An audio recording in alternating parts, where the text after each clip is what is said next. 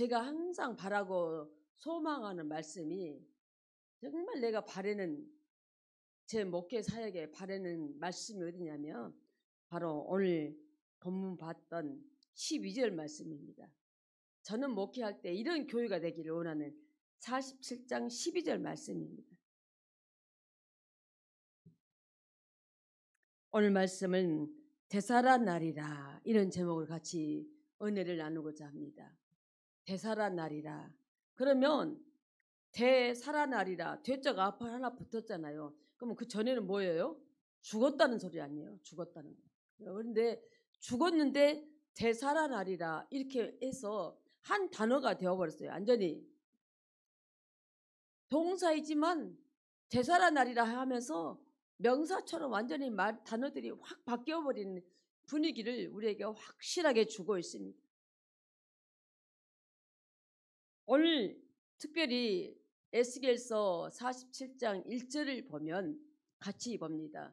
그가 나를 데리고 성전문에 이르시니 성전의 안면이 동쪽을 향하였는데 그 문지방 밑에서 물이 나와 동쪽으로 흐르다가 성전 오른쪽 제단 남쪽으로 흘러내리더라. 아멘. 흘러나오는 이 모든 은혜는 하나님의 성전에서 이 성소에서 물이 흘러나오는 겁니다.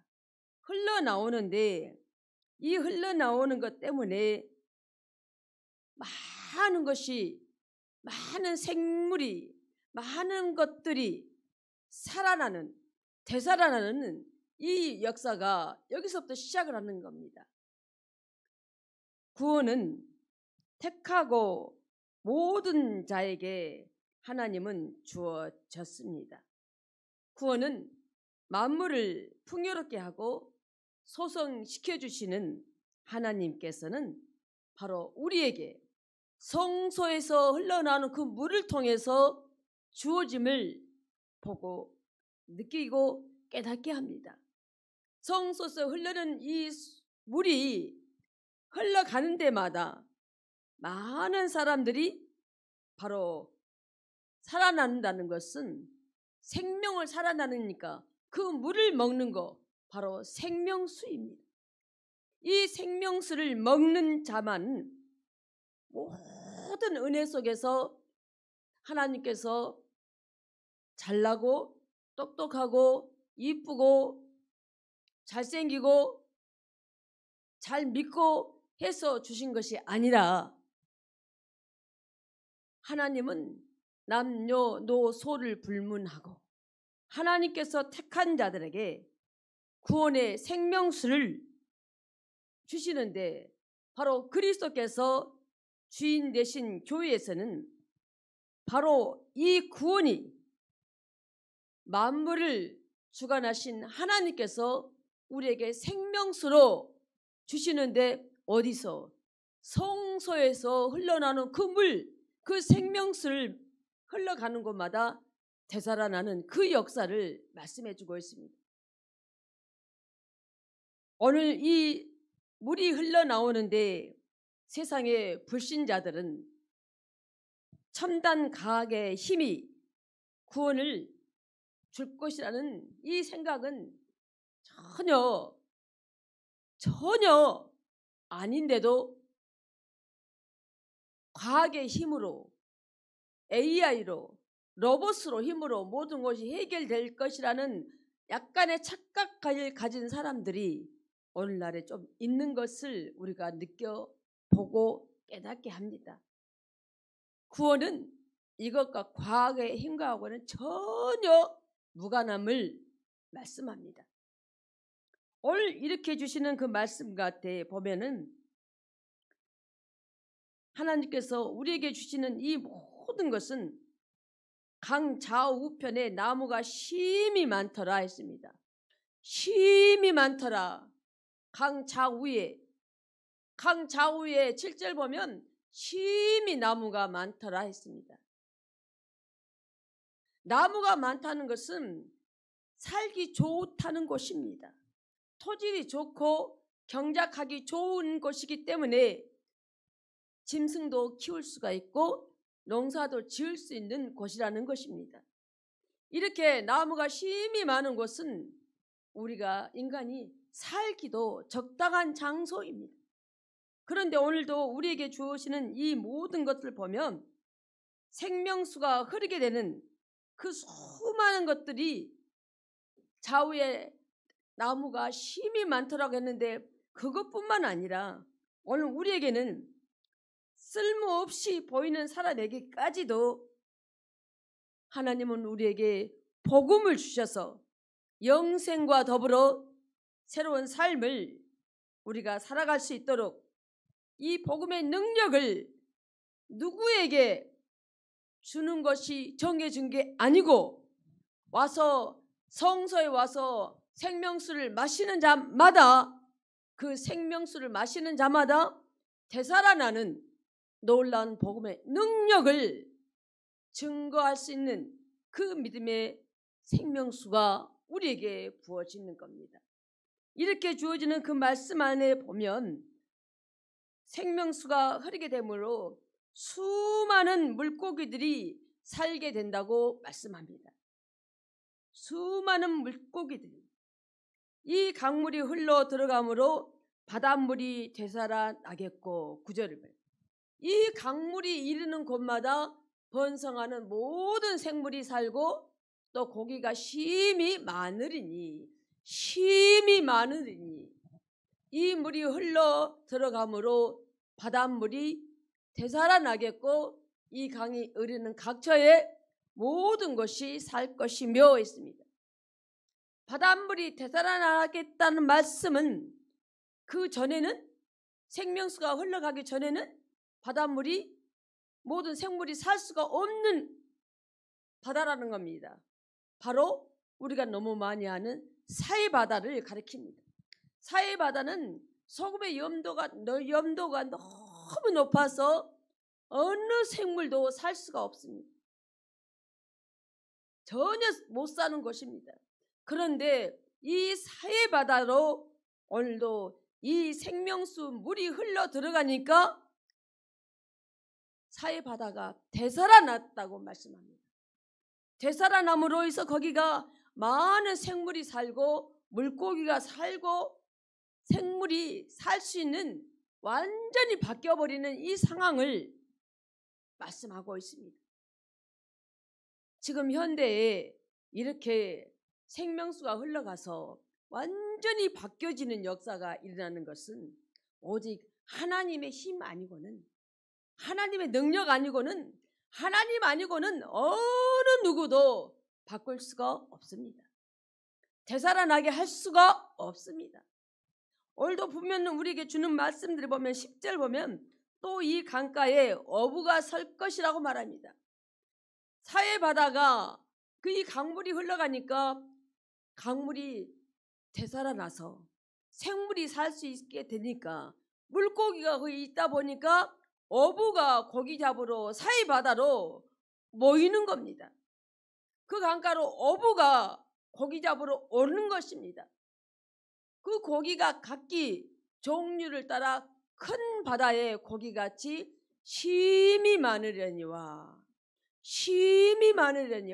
오늘도 우리에게 주는 이 심이 형사들이 곳곳에 우리를 강조하는 말씀들이 나옵니다. 심이 많다. 크고 이렇게 오늘 말씀들이 우리에게 강조하고 있습니다. 이렇게 주어지는 이 모든 말씀들은 각종 먹을 가실나무가 자라나고 잎이 시들지 않고 열매가 끊이지 않는 달마다 새 열매를 맺으리니 말씀합니다. 달마다 새 열매를 맺으리니 얼마나 사람들이 먹을 것을 따먹을 수 있는 안전한 자연산이죠. 엄청난 과일을 따먹을 수 있는 그 환경으로 변해짐을 12절은 우리에게 주어주고 있습니다. 그 물이 어디서 나오냐? 성소를 통하여 나옴이라고 말씀합니다. 그 열매는 먹을 만하고 그 잎사귀는 약 재료가 되리라고 말씀합니다.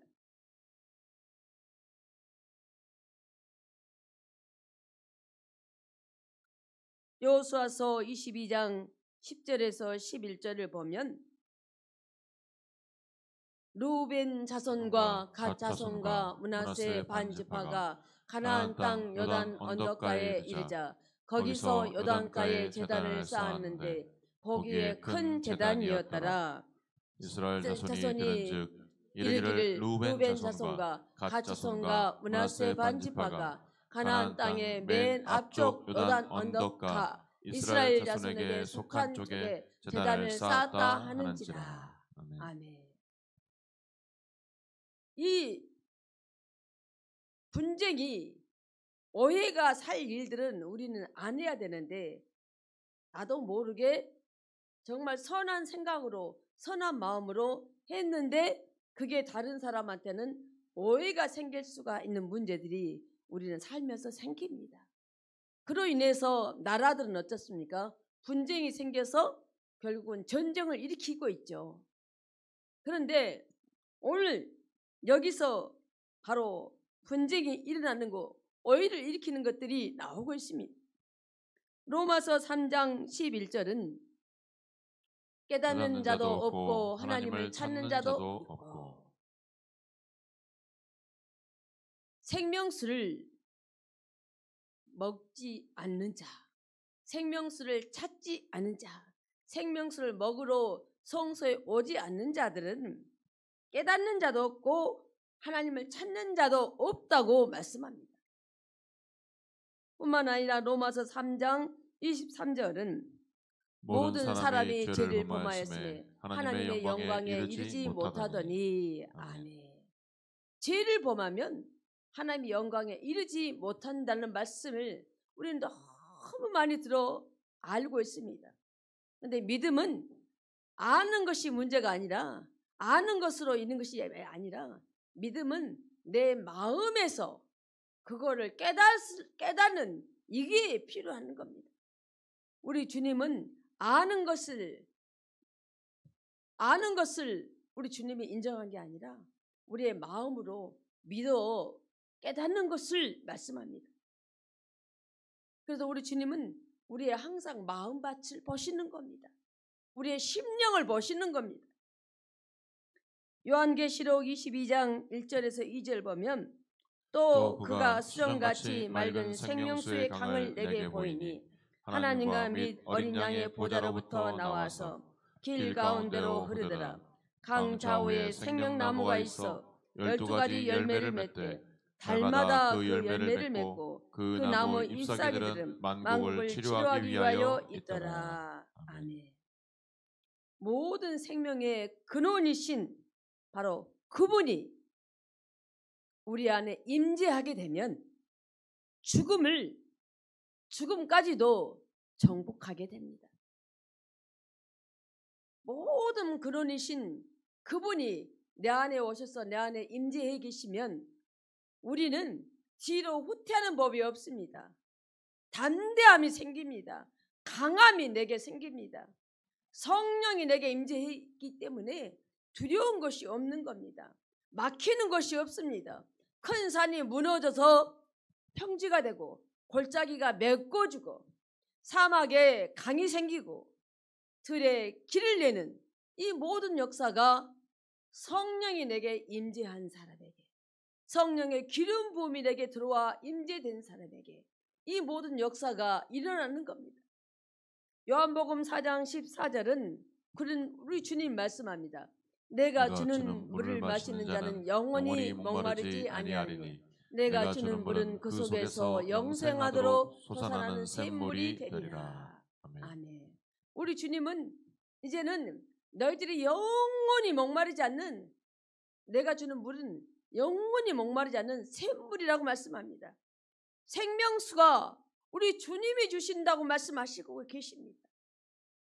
이 생명수를 마태복음 4장 19절은 말씀하시되 나를 따라오라 내가 너희를 사람을 낚는 어부가 되리라 하리라 하시니. 아멘. 우리 주님은 이제 그 생명수를 주는 그 일을 주님이 땅에 오셔서 제자들을 삼죠. 12제자만 삼는 게 아니라 70인 제자도 삼았습니다. 근데 주님은 십자가에 못 박혀서 다시 3일 만에 부활하시고 세상에 살아 역사하시다가 주님이 승천하셨습니다. 그리고 주님은 바로 우리를 다 제자 삼으시고 우리에게 내가 너희를 사람 낚는 어부가 되게 한다고 말씀합니다. 내가 너를 사람 낚는 어부가 되리라고 말씀합니다. 내가 너희를, 주님이 내가 너희를 사람을 낚는 어부가 되게 하리라 말씀합니다. 어부는 물고기를 낚죠. 그런데 우리 주님은 베드로와 요한과 주님께서 택한 제자들에게 내가 너희를 사람 낚는 어부가 되게 하리라 하셨는데, 우리 주님은 지금 우리에게 바로 내가 너희에게 사람 낚는 어부가 되게 하리라 말씀하십니다. 우리 교회도 큰 물고기가 들어왔습니다. 주일날 잘 안 오신 분들은 모르는데 큰 물고기, 아주 큰 물고기가 갑자기 자그만치 3마리나 들어왔어요. 큰 물고기가. 그거는 뭐예요? 제가 말하는 큰 물고기는 그 물고기가 교회 오자마자, 한 물고기가 교회 오자마자 그 다음 주에 다른 물고기를 데리고 오고, 그러고 있으니까 한 2주 있다가 또 다른 물고기를 또 데리고 오는 거예요. 묵은 닭들은 전도 못하는데 교회 처음 오자마자 그 사람이 그 다음 주에 와서 한 사람 데려오고 그 다음 2주 있다가 또 데리고 오는 거예요. 그러니 큰 물고기가 아니겠습니까? 작은 물고기가 아닌 거예요. 우리는 치킨으로 살아가면 안 되는 거죠. 우리는 뭘로 살아야 돼요? 이글로 살아가야죠. 날아 올라야 됩니다. 쪼쪼쪼쪼 달면서 꼬끼꼬꼬꼬 하면서 닭이 돼서 모이만 주워 먹고 달걀을 난다 한다 할지라도 우리는 성경에서는 독수리를 말합니다. 이글을 말합니다. 하늘을 나는, 이 하늘을 나는 독수리는 많은 것을 눈의 시야를 보죠. 확실하게 찾는 거죠. 힘이 강력하죠. 그 날아오르는 힘이 하늘 우기까지 쫙 날아오르죠. 바로 우리 믿음이 그렇게 날아오른 믿음으로 우리가 승리자가 바로 되어야 합니다. 내 안에 성령의 임재가 되어 있으면 우리는 정복자가 됩니다. 승리자가 됩니다. 이기는 자가 되어갑니다. 내가 독수리로 날아오르면 장애물이 전부 다 무너지고 잘 되고 모든 것이 형통케 되는 그 역사가 바로 내가 내 안에 오셔서 성령이 내 안에 완전히 들어와 있으면, 성령이 내 안에서 임재해 계시면 안 되는 일이 없는 겁니다. 문제가 해결되고 잘 열려지고 풀어지는 역사를 성령께서 내 안에 역사해야 하면 모든 것이 형통의 복으로 바뀌어지는 겁니다. 우리는 그래서 살아가면서 독수리로 차고 하늘로 날아 올라가는 놀라운 믿음의 사람으로 정복자가 되어지기를 주의 이름으로 축복을 드립니다. 아멘. 요한복음 3장 36절은 아들을 믿는 자에게는 영생이 있고 아들에게 순종하지 않는 자는 영생을 보지 못하고 도리어 하나님의 진노가 그 위에 머물러 있느니라. 아멘. 땅만 보고, 닭들은 땅만 보고 다니죠. 땅만 보고. 지렁이 주워 먹고 먹을 것만 땅만 보고 다니죠. 그러니 독수리는 어떻습니까? 쫙 날아올라서 세상을 다 둘러보는 거죠. 우리는 땅만 보는 사람이 되어서는 안 되는 거죠. 차고 올라가야죠. 우리 교회에 막 들어오면은 변화 그리고 도전입니다. 저 문짝에 우리는 독수리가 되어서 변화되는 인생으로 도전을 일으키고 살아가는 자가 되어야 합니다. 아멘. 그런 사람은 직장에서도 머리가 되는 뿐만 아니라 내 모든 공동체 안에서도 늘 머리가 되고 공동체 안에서뿐만 아니라 내가 가는 곳마다 사람들이 나에게 존경을 하고 나를 굽신하며 나에게 무릎을 꿇진 않다 할지라도 나에게 숙이고 들어오는 거죠.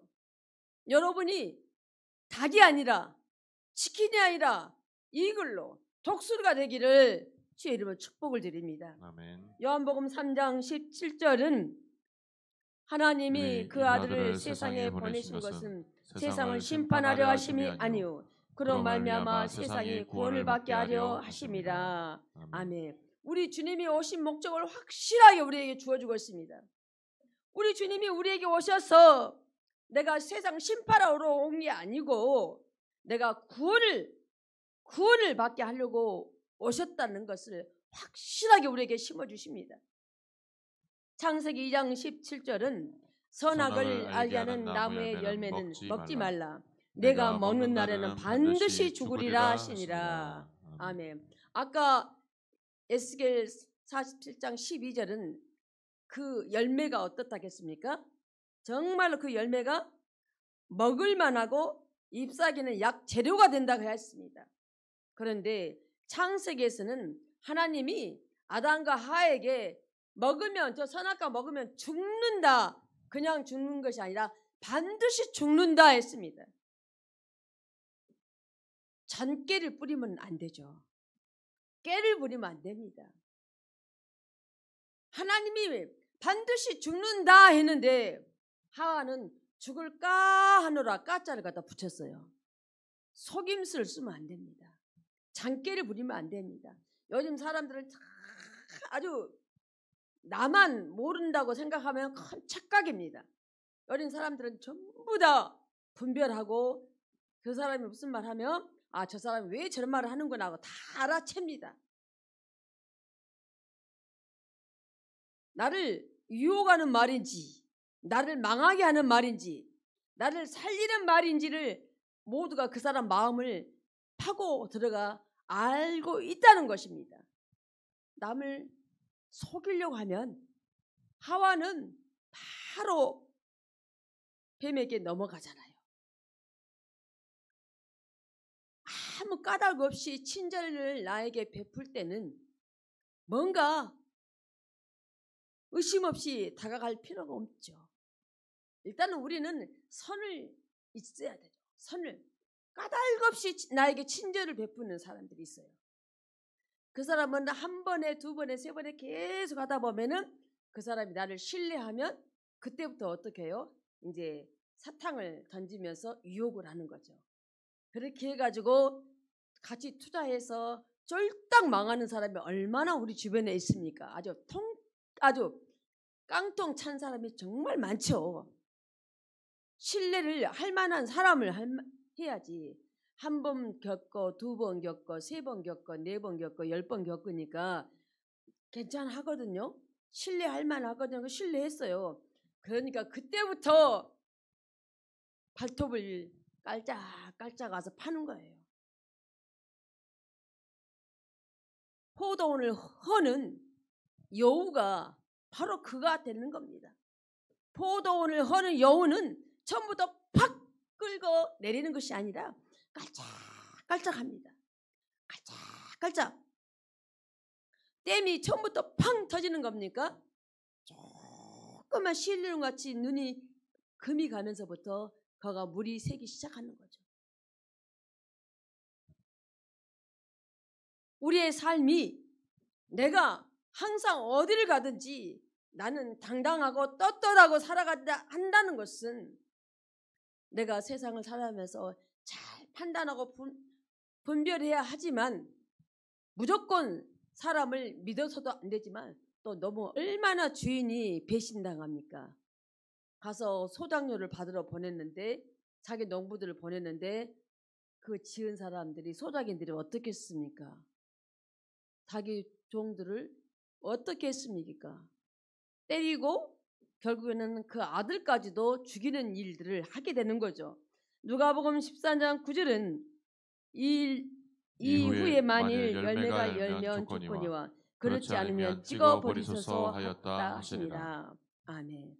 우리 주님이 무화과 나무를 지나가다가 무화과를 시장에서 하신 무화과 나무를 보고 열매를 따서 먹으려고 했는데 무화과 나무가 열매가 맺지 않았어요.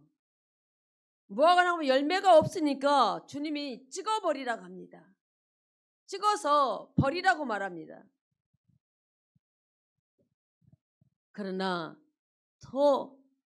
조금 더, 한 번만 더 기회를 달라고 말하죠. 우리는 참고 인내하는 것에 모두가 지금까지 많이 익숙한 사람들입니다.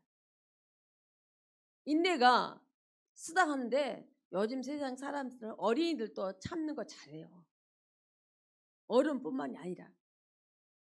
에베소 5장 18절은 술 취하지 말라 이는 방탕한 것이니 오직 성령으로 충만함을 받으라. 아멘. 술 취하지 말라겠지, 먹지 말라 말 없지 않냐 이렇게 말하는 사람들이 있어요. 그런데 술을 먹으면 어떻게 됩니까? 결국 취하게 되잖아요. 그죠? 술을 먹으면 취하게 돼. 그러니까 성경에는 술 취하지 말라겠지, 먹지 말라 말 없지 않냐 그러면서 뿌덕뿌덕 이기는 사람이 있어요. 뿌덕뿌덕 이겨. 하나님 말씀을 이겨 먹으려고 하면 안 되는 거죠. 그 사람은 하나님을 이기려고 하는 그런 습성을 가진 사람들이죠. 교만하고 자만하고 오만한 태도가 그 속에서 드러나는 거죠. 말하는 행동에서. 얼마나 하나님이 교만하고 자만하고 오만한 자를 얼마나 싫어하는데, 얼마나 하나님이 그를 절대로 그대로 곱게 놔두지를 않습니다. 반드시 심판당합니다. 시편 1편 3절을 보면 그는 시냇가에 심은 나무가 철을 따라 열매를 맺으며 그 잎사귀가 마르지 아니한 같으니 그가 하는 모든 일이 다 형통하리로다. 아멘. 사해바다가 소생한 결과가 어떻게 됐습니까? 모든 생물들이 번성하게 되었습니다. 그리스도를 영접하는 자, 그가 바로 성소에 들어와서 생명수를 먹는 자가 되어서 그가 하늘을 날아서 놀라운 역사로 도전해 가는 삶이 살아가는 자가 되었습니다. 영생에 이르게 될 모든 자들이 바로 여기서 나오는 겁니다. 다 형통한다고 말씀합니다. 계시록 7장 17절을 보면 이는 보좌 가운데 계신 어린 양이 그들의 목자가 되사 생명수 샘으로 인도하시고 하나님께서 그들의 눈에서 모든 눈물을 씻어 주실 것입니다. 아멘. 생명수 샘으로 인도하시고 눈물을 씻어준다고 말씀합니다. 우리는 신앙생활 하면서 우리 주님이 나는 기도도 해도 응답도 안 해주시고 나는 왜 이렇게 하는데 안 되는데 저 사람들은 얼마도 안 한 것 같은데 기도도 별로 안 하는 것 같은데 응답받고 잘 되는 걸 보면 우리는 실망하고 낭망한 때가 있습니다. 그런데 우리 주님은 다 보고 계신다는 겁니다. 그리고 눈물을 씻어 주겠다고 말씀하시는 겁니다. 다 보고 계셔요. 큰 그릇으로 하나님이 쓰시고자 할 때 하나님이 계속 보고만 계시죠. 찰칵 응답을 해주면 얼마나 좋겠습니까? 근데 하나님께서 쓸 그릇이 큰 자들은 하나님이 계속 기도하게 하고 계속 하나님이 만들어 가시는 과정입니다. 과정이에요. 아, 나를 하나님이 크게 쓸 그릇을 만드는 하나님이 나를 크게 쓸 자구나. 이렇게 생각하시고 계속 실망하지 않고 멈추지 않고 기도하시면 하나님이 나중에 큰 것으로 나를 사용하시는 겁니다. 주님 나를 사용하여 주세요 하고 기도하면 되는 겁니다. 계속 하다 보면 결과가 어느 날 확실하게 눈앞에 드러나는 겁니다. 계시록 21장 6절을 보니까 또 내게 말씀하시되 이루었도다. 나는 알파와 오메가요 처음과 마지막이라. 내가 생명수 샘물을 목마른 자에게 값없이 주리니. 아멘. 우리 주님은 끝까지 우리를 붙들고 계십니다. 그리고 목마른 자에게 내가 값없이 준다고 말씀합니다. 공짜로 주겠다고 말씀하시는 겁니다. 그 선물이 크다는 것을 의미하고 담고 있습니다.